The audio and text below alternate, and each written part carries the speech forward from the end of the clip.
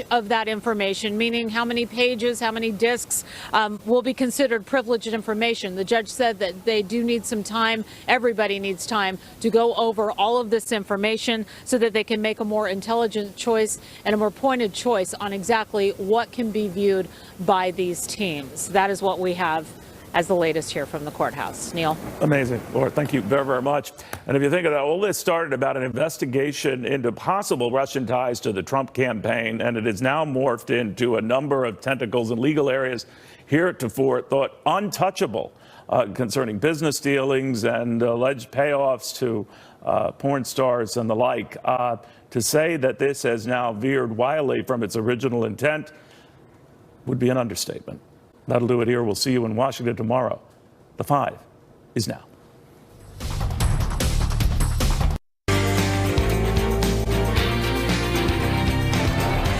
Hi, I'm Greg Gutfeld with Kimberly Guilfoyle, Juan Williams, Jesse Waters, and she'll split an M&M with you. Dana Perino, The 5.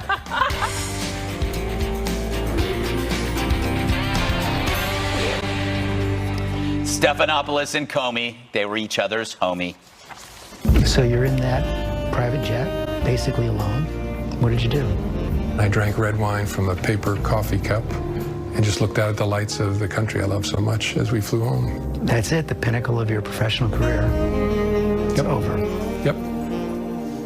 Oh, you could smell the affection pouring out of the TV. A little guy who worked for a Clinton and interviewing a guy whose family was... Girls marched in the Women's March the day after President Trump's inauguration. At least my 4 daughters, probably all 5 of my kids, wanted Hillary Clinton to be the first woman president. I know my amazing spouse did. A little too late for that, Jim.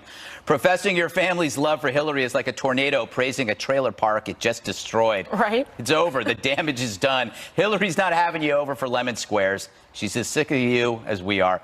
Now, the media treats this interview as a big deal, but it doesn't feel that way to me, and maybe not to you. It comes down to this. If you hate Trump, then this interview is simply something to validate that emotion. It's an emotional stance from an emotional man making emotional judgments. An interview like this, full of attacks on Trump, feels really good to Comey. But does it do any good? I doubt it. It's junk food for the soul. For if you already know who the president is and have long separated his present deeds from the moral pronouncements of his past behavior or his crude remarks, the interview means zip. And maybe, just maybe, you already decided that despite the president's flaws, you'll support the office and the guy as he crushes ISIS, makes progress with North Korea, and helps unleash an economy. Who knows, such support may help the country. So feeling that way means you'll be less impressed with Comey, unlike the breathless media hanging on every word. True, the media gobbled up every one of his gripes. Not me. It was just a bunch of wine in a disposable cup. All right. Juan, does this interview change any minds? Like, if you really don't like Trump, it was enjoyable. But if you like Trump, it's like, you know what I'm saying? It's just either way, it's not going to do anything. Though a lot of people watched. A lot of people did watch. I'm told not quite as many as watched Stormy. Yeah. And then for your sake, let me just say, this business about when he meets Trump and he looks at Trump and he sees this white space under Trump's eyes and he says that's from the goggles and the sun tanning. Yes. I was like, I never I noticed that. I've just seen that before. It's normal, but it's very Gossip Girl. Well, I don't do that. You know, like when I go in the sun tanning, it just doesn't work. It doesn't work, Kimberly. Yours is just so even. You don't wear anything, Juan. Yes, darling. But anyway, so I would agree. You know, what's interesting to me is I thought that the ABC production of this thing was overdone. It was like, what are they putting on here? Let me hear the guy. And he did not come across to me as particularly likable, a little bit self-righteous. But I will say this, I was stunned to hear the former director of our FBI say that, yeah, it could be possible the Russians have compromised Trump, and I can't say yes or no. Oh, God. I mean, I was thinking to myself, wow, if that's an FBI director in any previous age, that's pretty much big news. But he used a lot of possiblies and probably, Kimberly, and a lot of FBI agents. Daily Beast ran a piece which documented all of the agents. The emojis? Yeah, who used emojis to say how much they were disgusted by the Comey interview because they felt he exchanged loyalty for a big price, payoff. In fact, he did. He was transacting. That's what he was doing. What do we know for sure? He's tall. Yeah. He's full of himself. He's very annoying, and he tried to profit off of the president in this whole situation, and he's still trying to chase after and court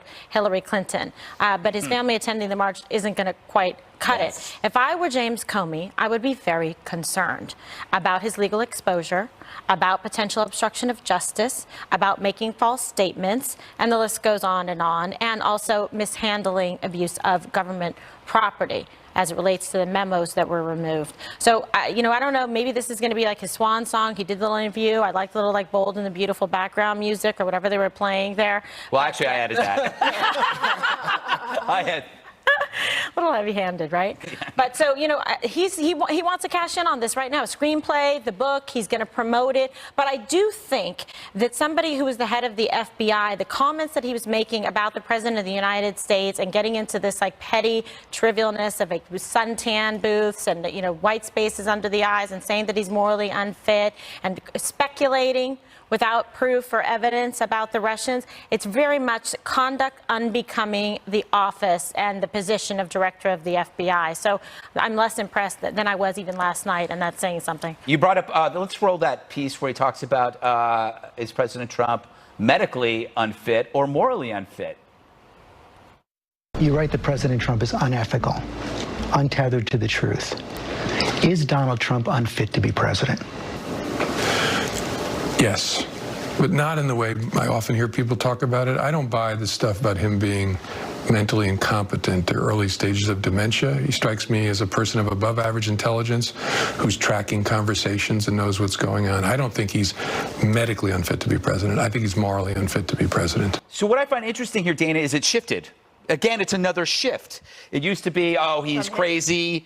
The argument against Trump was that, he's crazy or he's evil or he might have dementia. Now we move to another area, morally unfit. Well, I don't think he's ever said any of those things, that he thought that the president had dementia. And I think the people who think that will probably still say that.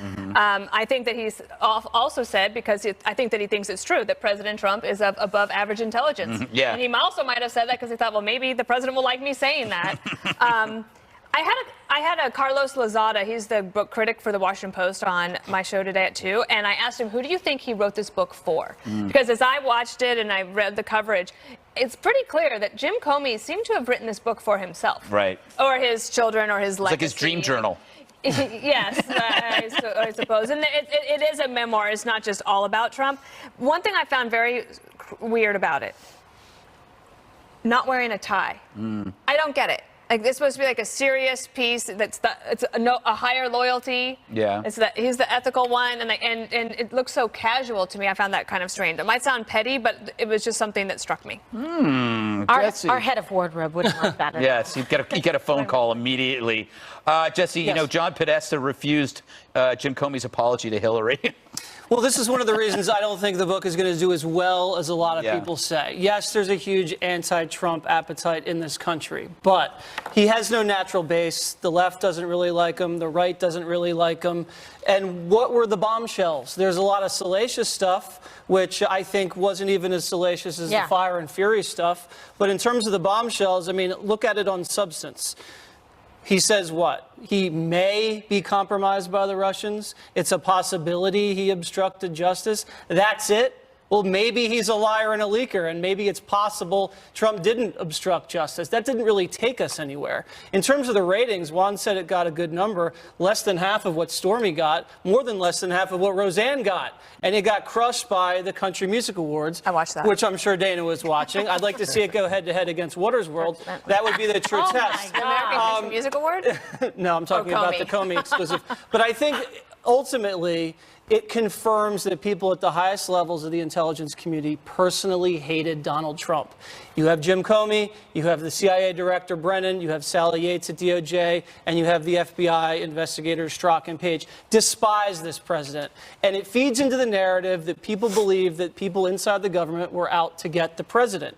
And it, like you said, really muddies the waters for the Mueller investigation. Yes. If you have the central witness in an obstruction case out there doing a nationwide tour, confessing, admitting to being biased, I mean, how does that jive with a fair and balanced criminal investigation in this case. I just don't see how it does at all. It's a huge problem it's a for Mueller. circus. Yeah, you'd be furious because this is a guy now, he has a very little credibility. You're going to be relying on people that already have stated a specific intent to unseat an American president or try to prevent him from getting into the Oval Office to begin with. These are going to be Mueller's star witnesses. They're totally compromised. No, Page, can I just make a point to you? I want to hear what you guys say. Rosenstein, another one, dirty. But I heard something a little different. I mean, this is a guy who revealed, and I think that's why Podesta is not accepting the apology, Greg.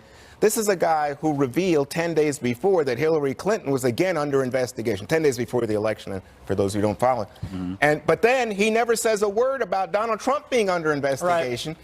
And so maybe if I was in your shoes, Jesse, I'd say this. Why is he paying attention to the polls and who he thinks is going to win? Why doesn't he just do the work of the FBI? That's a great point. But that benefited Donald Trump. Well, no, you're right, because it's full of contradictions. He says in the book, if I ever start considering whose political fortunes will be affected by a decision, we're done.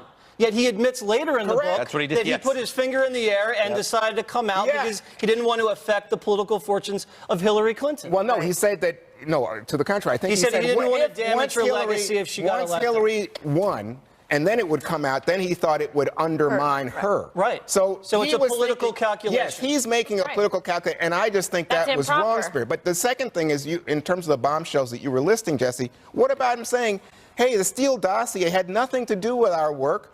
We were looking into this before that. No, it had something to do with the surveillance. We all know that the thing opened up with Papadopoulos. Peter Strzok was the one who did that. Also interesting in the book, we found in 2002... Wait, that's right, that it started with Papadopoulos. No, right, the investigation but the surveillance began with the dossier. Haven't you been making the case that this illegitimate dossier paid for by the opposition should have been... But obviously that's not the same. He said he never even told the president-elect that the dossier was paid for by Hillary. Can we that's a pretty startling admission right there. Can we just get to the real heart of the matter? He drank wine from a paper cup. I knew you'd lead with this that. This is like, no, this is really a problem. I mean, wouldn't you drink wine? Totally discredited. It's the only thing to drink out of? I would drink it from the palm of my hand. I knew it. Yeah, because the taste of the paper cup will bleed into the wine, and the wine becomes kind of like you get little... Pretty highbrow. What about, we have here in the Fox Green Room, we have paper cups for the four and a chalice for you. That is very true. That is very true.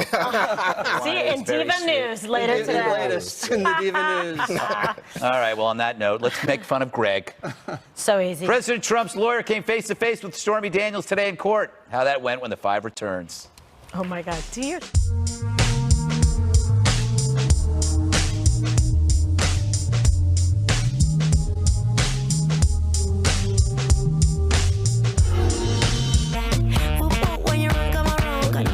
President Trump's longtime lawyer Michael Cohen appeared in federal court today to protect his files seized by the FBI. He didn't win.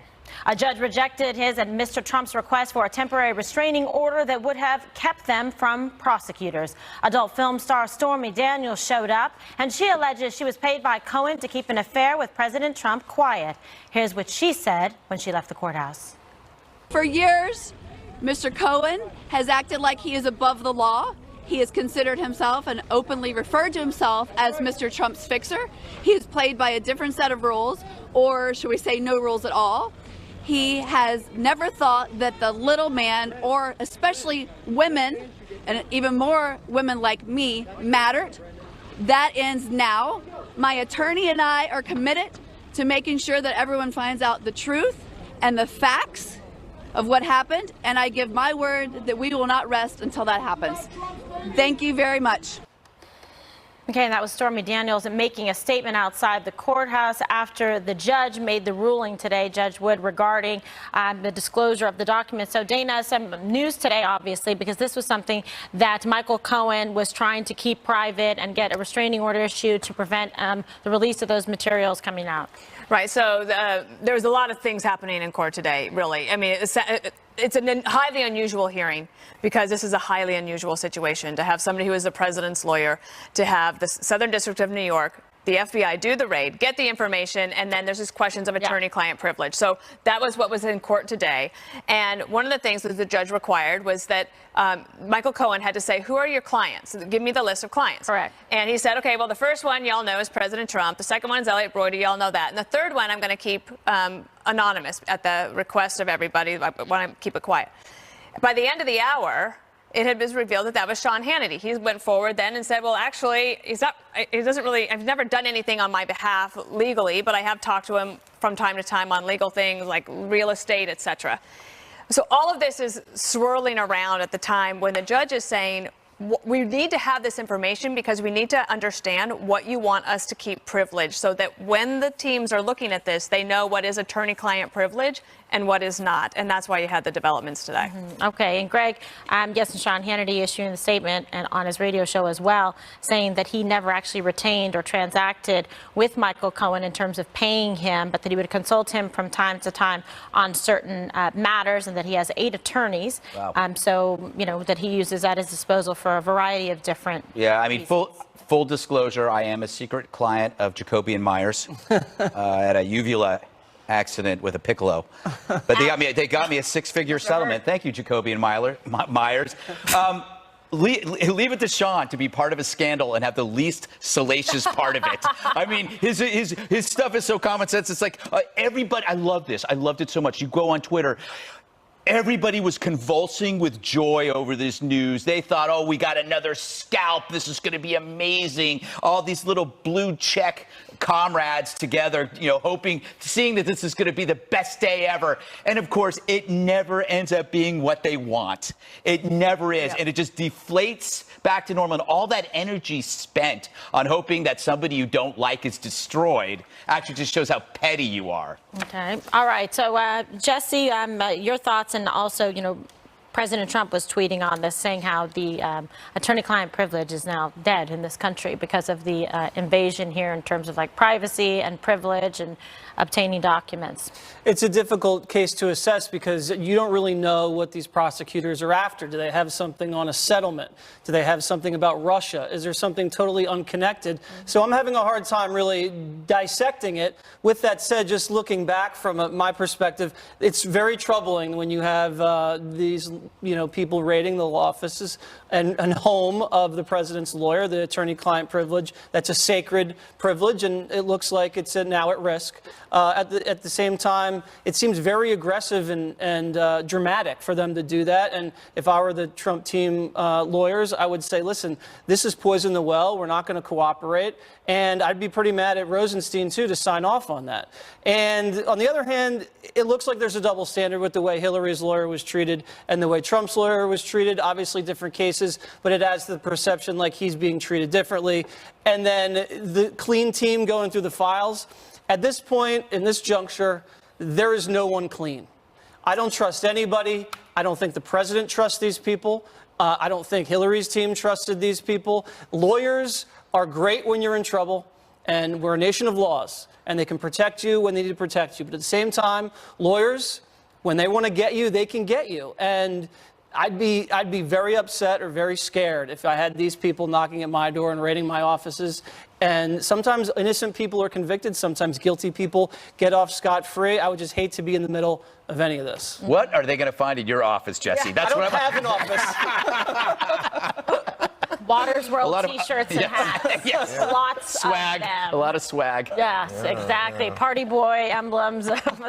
Special guest was a guest on the show. Well, and just in response to what Jesse was saying, it was a legal warrant, Jeff. I know it was legal. And it's a legal warrant. There's a lot of things legal in this country that can turn people's lives upside down. True, if you look back at the special counsels in Clinton and Bush, and now this. I mean, I think both parties can say, was the outcome the way we wanted it or expected it? No, I mean, they've run people's lives through the ringer, a lot of the times unfairly. And when this whole thing opened up, we said to ourselves, you know, when they appoint these people, you never know which way it can go. Right. And this thing's turned sideways. And again, this country's been turned upside down, and everyone's laughing at us. Wait a second. The country's been turned upside down by the FBI and the DOJ? Juan, you don't know where this thing could go. This whole investigation has been questionable from the very beginning. I don't agree with that, but I do think that part of the mandate given to Mueller as a special counsel was that if you discover anything beyond possible collusion, it's part of your job. You're right. It was a very broad mandate, and that's why the president didn't like the appointment of a special counsel to begin with. But let me just say, I mean, so to me, it's a legal warrant, and by the way, involving several Republican officials, You're right. who said, there is sufficient reason for the government to now go into Mr. Cohen's office, hotel room, and home. You're right. They worried that he wasn't going to be cooperative and give the evidence. Well, he had been cooperating up until that point. That's a big thing. And the second thing, obviously, for us here at Fox, this is a big thing about Sean Hannity. And, you know, the question for me is why Sean didn't disclose this earlier. Because in the previous two cases, Sean says there's no third party. He's obviously referring to the idea that Cohen was setting up payments to women for Trump and for Elliot Brody, the guy who's the RNC donor.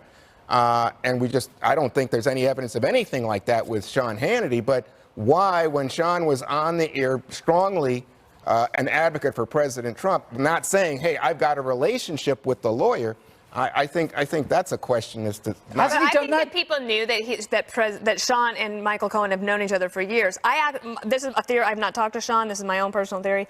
I think that if Sean were to be asked 2 days ago, name all of your lawyers, would he have said Michael Cohen is one of his lawyers? Probably not. No. It was Michael Cohen who said he's a lawyer of Sean. Mm-hmm. The goal of which, I think, is to ask the judge to protect any conversations he might have had with Sean. Correct. And he's saying, yes, he's advised me on things before. You don't have to have paid a lawyer in order to have attorney-client privilege. Like I could say, Kimberly, can you represent me and be my lawyer on something? And she says yes. For $1. Yes. For $1. So I give her $1. From there on, then everything she and I talk about can be attorney-client privilege. Everything at this table, I get that right? is attorney-client privilege. Hired me too, and Dana, and little one over there. Great. All right, we've got to go now right now. New developments on Syria ahead. Are more strikes coming? The latest from the Trump administration next.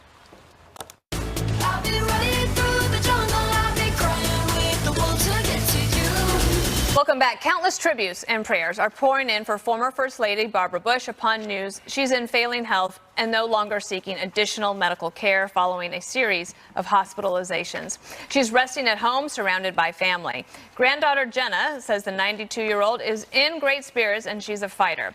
More now from Casey Stiegel live in Houston. Casey. Dana, probably comes as no surprise to you. A Bush family spokesperson says Mrs. Bush right now is more worried about everyone else than herself. Their family home just inside the gated community back there in West Houston. You know, we got word over the weekend that the former First Lady of the United States decided to stop seeking active medical treatments for pulmonary and cardiac issues and Graves' disease, which is a thyroid condition. Instead, she is at home with her friends and family. And of course, the love of her life, her husband of 73 years, President George Herbert Walker Bush, who himself was just in the hospital with her just over a year ago. They're calling what Mrs. Bush is now receiving comfort care. Texas Governor Greg Abbott may have summed it up best, saying in a statement, I'm quoting here, Barbara Bush has a character that is as big, inspiring, and iconic as Texas. He continues, join us in praying for Barbara and the entire Bush family during this time. The family spokesperson adding that she appreciates all of the well wishes and especially those prayers everyone's sending her way. Dana. Yeah, she does indeed. All right, Casey, thank you. We turn to Syria now. The Trump administration warning Bashar Assad more missiles could head his country's way if the government carries out another attack on its people. We, of course, know that our work in Syria is not done. We know that it is now up to Bashar al-Assad on whether he's going to use chemical weapons again. And should he use it again, the president has made it very clear that the United States is locked and loaded and ready to go.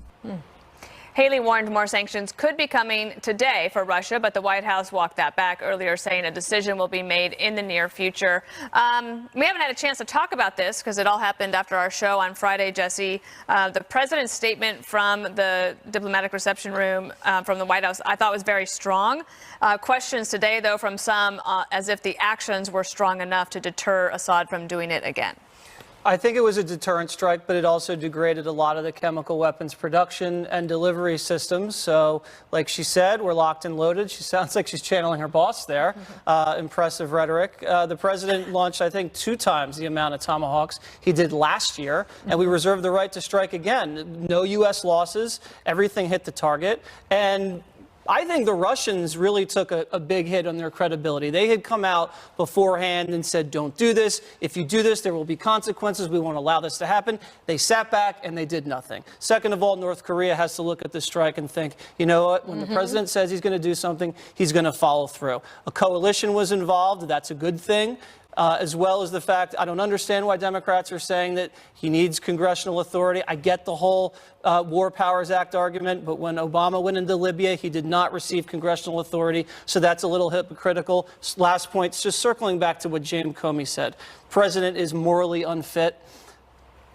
Morality is an opinion, and Obama did not take a moral stand when Assad launched chemical weapons against his own people. President Trump did take a moral stand on behalf of the civilized world to make sure that we will not allow this to happen again. So, you know, you can say that the president did take a moral stand here. Kimberly, one of my friends said that Syria is one of the things that you can definitely not blame on President Trump, that he's inherited this problem and trying to deal with it. Absolutely, because it wasn't dealt with effectively before. The Obama administration was feckless in the regard in terms of how they handled Syria. They drew red lines that were liquid papered out in 5 seconds and didn't matter, that were crossed repeatedly and left a very fraught situation in Syria that President Trump inherited and has had to clean up. But he's done so, you know, with efficiency, and he is moving with moral certainty and with especially with, I guess I would say, a consensus internationally in terms of other countries that know that this is something that is improper, that is outrageous, to gas your own people and women and children. And this is what this guy has done now repeatedly. And President Trump is the one that has the courage and the certainty and the fortitude to do the right thing and take a strong stance, not just against Syria, but against Iran and against Russia. So now there you go. One thing, that the Russians did do is start with a major disinformation campaign saying that their deterrence weapons or the defense weapons actually worked, when we show that there's no evidence that any of the Russian weapon systems actually worked. Correct, and they also lost a vote in the UN, you know, so that you have a situation here, though, that's striking to me. I mean, I'm all for it, by the way. From my position, if you're thinking about Democrats, I think that we should take action against Assad. The issue, and the surprise to me over the weekend, is watching people like Jack Keane here on this channel, but other conservatives, most notably Alex Jones, you know, the wild conspiracy guy. I don't think we count him. Okay, I'm not going to count him. But all of them were critical of President Trump. That was coming from the right, not from the left. And they were critical, like Jack Keane was critical, and said it was not a strong strike, and it didn't even eliminate all of Assad's chemical weapons, and certainly wouldn't stop him from acting again. The promise from Nikki Haley is that if he does acting, we'll respond. But in terms of taking out Assad, there was no one killed on the bad guy's side. Well, that's because... And the calculation that they're talking about is that Assad decided to use the chemical weapons to get rid of the rebels, thinking the U.S. will have limited response. I'll tolerate that. And apparently that's what's happened. Well, this is an issue of Mattis, though, Dana, real quick, because Mattis didn't want there to take out everything entirely, because then there would be a large possibility of casualties on the Russian side that would also force Russia into and Putin into a corner where that he would escalate and that he would be forced to respond, and that's not what they wanted to do. So it was a measured tactical decision at this juncture, and not a failure in regards to President Trump acting. Tough decisions like this for leaders means that it's not a popularity contest. So there's a lot of unhappy people, but what are your thoughts? First, you can't group Jack Keane with Alex Jones. That's just No, that's I wasn't not right. doing that. It just makes me.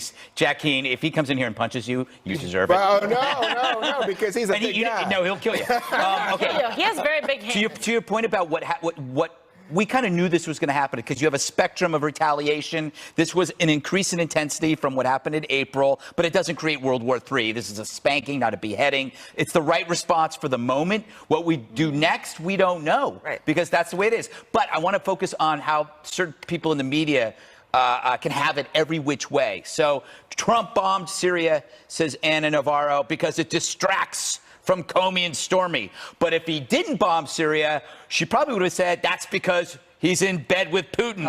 And then someone else will say, Whoa, he bombed Syria to hide the fact that he's in bed with Putin. So no matter what Trump does, he's going to be guilty of something nefarious. Right. That's why you just have to lead and not worry what people think. Just do the right thing. That's what I All do, right, Dana. Coming up, Democrats who think they have the midterm elections, in the bag might want to hold off on the premature celebrations. We'll tell you why. Democrats, like me, eagerly awaiting the midterm elections this November. Democrats have a chance to shift control of Congress, but maybe they should stop and shouldn't pop the streamers just yet. A new poll indicates Democrats' edge narrowing since January with only a 4% lead in terms of generic preference. Are messages like this one costing the party? Did you know that in Missouri and in Texas and maybe other places, maternal mortality has risen? Women are dying because we are losing elections. We don't have the right to lose a damn election. That's what these guys are all about, man. Yeah. These Republicans don't want working class people voting. They don't want black folks voting. Kimberly, what do you make when you hear strong, strident rhetoric coming from Keith Ellison, the congressman from Minnesota, or former Vice President Biden? This is not very surprising to me, to be quite honest. I mean, they both have been increasing, I guess, the strident nature of their rhetoric, especially Joe Biden, further, I guess, fostering the speculation that he might run against President Trump for president, of the United States in the next election. Keith Ellison, I think this is really consistent, actually, with kind of his tone and tenor and the way he's had an attitude, towards the president and midterm elections and whatnot. Jesse, so a lot of Trump supporters saying, hey, look, his numbers are going up. And you and I always talk about the poll numbers. Washington Post has him at 40% approval now. It was 36% in January. You still have a large percentage, 56% saying they're disapproval, 50 in the Washington Post, 57% in the Journal. What do you make of these numbers? Well, the 40% approval that the Washington Post did is based on adults. It's registered voters. He's at 44%. I take that with a grain of salt because the Washington Post ABC poll was the most inaccurate poll of 2016. They had Hillary winning by 6 percentage points. In fact, Rasmussen was the most accurate. He had it down to a 1-point differential. So Rasmussen right now has him around 50, and that's fine. I don't really think that matters that much because, listen, it's going to be a local race in a lot of these midterms. The Democrats are going to try to nationalize it and make Trump out to be some sort of racist, sexist traitor and villain. And the Republicans just have to make it about policy and scare people to say Pelosi with the gavel is going to be a nightmare. And that's how it's going to play out. The Democrats have no money. The Republicans have much more money. The Senate map is much bigger uphill climb for the Democrats, but the House is definitely in play. I can just imagine, though, if a Republican had said that don't elect Democrats, we're going to have more dead babies. Could you imagine the fallout from something like that? That would be incredible. All right. So, Dana, you see that there's been a shrinkage in terms of generic preference for Democrats. Democrats still have a small lead. What do you make of this? I think that the economy being better is certainly starting to take a hold. I think that the tax cut message that the Republicans have been pushing for 2.5 months, you see these numbers actually improve over that time. It takes a while for that sentiment to sort of permeate the consciousness. I also feel like with Joe Biden, the Democrats are not in a moderate mood. And they are going to try to push him so far left, if he is actually serious about wanting to take on President Trump, that he will not be his authentic self. And if one thing we know about anything, voters' mood, they want authenticity. Bernie Sanders, authentic. Donald Trump's authentic. Hillary Clinton was not authentic. And Joe Biden is a likable guy, but not if he's pulled so far to the left that his chances would be ruined. Mr. Authenticity. Yes, no, you're absolutely right. Looking at Biden being interviewed by Sharpton, who, a plagiarist being interviewed by a hate crime hoaxer, you're not going anywhere. That's a double dose of duplicity. Putting them together. Okay, my theory still stands. I think I had this theory a couple weeks ago. The more the media piles on Trump, they're going to create an underdog against the world. Most people probably just want the president to do his job. If it looks like there's a mob of pitchforks against one man, you're going to have a folk hero effect. And so they get, the more Ellison's out there doing that, the better it is, I think, for Trump, because it's irrational, emotional, angry, hate-filled, much like the Democratic Party. We'll be right back. You got me, Gregory. I tell you. Well, anyways, good news for Democrats. Don't get overconfident. Ahead, the New Yorker magazine facing a backlash after calling Chick-fil-A, a Christian-owned restaurant chain, quote, creepy. Right back with that controversy on The Five.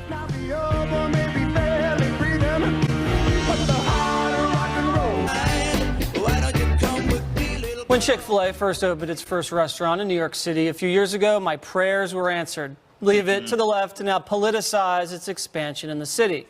The New Yorker magazine calling it a, quote, creepy infiltration. Why is a delicious chicken sandwich creepy, you ask? According to columnist Dan Piepenbring, the brand's arrival here feels like an infiltration, in no small part because of its pervasive Christian traditionalism. Well, I like the New Yorker magazine because they have David Sedaris, my favorite author, who writes Great cartoons and the caption contest. Cartoons, and I can never get the caption. I'll spend 10 minutes thinking of something witty. I can never do it. That's very frustrating. We'll work on it. We'll work on it together, Dana. So, what do you think about this? Is this offensive to you? Well, it takes a lot to get me offended. You have a high bar. I have a high bar. I love Chick-fil-A. It is delicious. I also think that it's done amazing work with people. If you ask Senator Tim Scott, the guy who ended up being his mentor was a gentleman who worked for Chick-fil-A and took him under his wing and really helped him. And look at where he is today, South Carolina's first African-American senator. I also feel like this is a story you could flip it the other way, in which the left will often write about communities that are worried about immigration, that they're upset because there's more Mexican restaurants in their communities that they didn't have before. It's a weird type of thing. It's just food. It's just food. Well said. Greg, and it's also, do you eat Chick-fil-A? At times I will be seen there, usually incognito. I don't like to be mobbed by my fans. It's a good illustration of the difference between progressives and their targets. Businesses who take risks, making things that people want, and then progressives come and tear it down. They can't actually make something that people want, but they can sit on a fence and go, this place is bad because it's problematic. It's always problematic. You go, what's wrong with it? Well, the owner is against gay marriage. Well, I'm eating their chicken. Well, don't you see that that's problematic? No, you're an idiot. This guy just wanted to expense 2 weeks of eating at Chick-fil-A, so he wrote a stupid article, which, by the way, is hilarious. You got to read it. It's almost like satire. Do you know that he wrote this article saying how, they had a mean-spiriting marketing campaign against cows? Yeah, I mean, it's just so nuts, right? More chicken. Yeah. Kimberly, now I think the guy's brilliant for expensing chicken for 2 weeks. Right? Yeah. I know. So good. I have to tell you, Chick-fil-A is so mouth-watering. I wish we had some right now. It's so good that one time I was in the airport and I was super hungry, and then I ate it with the biscuits. Oh, wow. Ooh. That was a great story. I have to tell you, it was memorable. It left an indelible impression on me. And they have milkshakes that are pretty good, too. They have kale salad, too. Yeah. What? Stop it. They do. No one eats kale salad. But wait a second. I think the right has supported them because of their Christian values and their opposition to gay stuff, right? And delicious. I don't eat Christian values. I eat chicken. CEO could be an atheist. I'd still eat the chicken. Did de Blasio politicize it, or did the right politicize it? No, he did. He wanted to boycott it, and then he changed his mind. I think it's very mean-spirited to boycott chickens. Yeah, Rahm Emanuel wanted to boycott, said, don't bring it to our city while all these people are getting shot and killed on his streets. Meanwhile, you can't even get through the line. It does, everything. All right, and what is the line that we're going to use now going forward with Chick-fil-A? The chickens have finally come home to roast. All right, one more thing up next.